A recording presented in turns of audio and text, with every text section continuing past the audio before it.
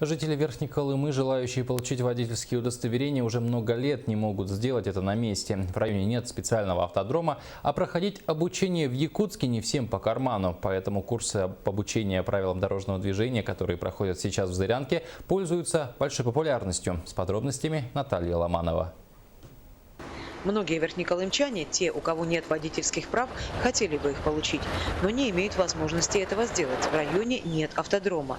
Особо упорные все же могут осуществить свое желание, но только за большие деньги, прожив несколько месяцев в Якутске.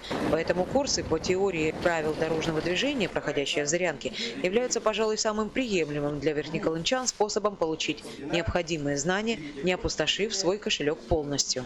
В данный момент сейчас теоретическая часть, обучаем теория ПДД, правил дорожного движения. Насчет вождения и сдачи экзаменов, это все в городе Якутске, потому что в данный момент здесь в Зырянке нет автодрома. Если нет автодрома, то сдача ГАИ экзамены не принимает. Курсы проводит автошкола из Якутска по согласованию с администрацией района. Слушателей более 20 человек.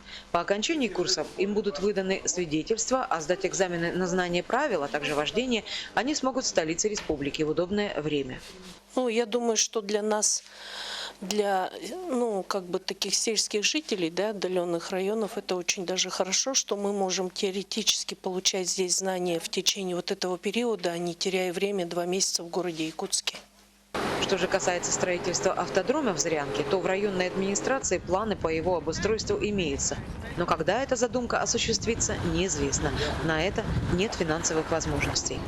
Наталья Ломанова, Александр Данилова, НВК «Саха», Зырянка.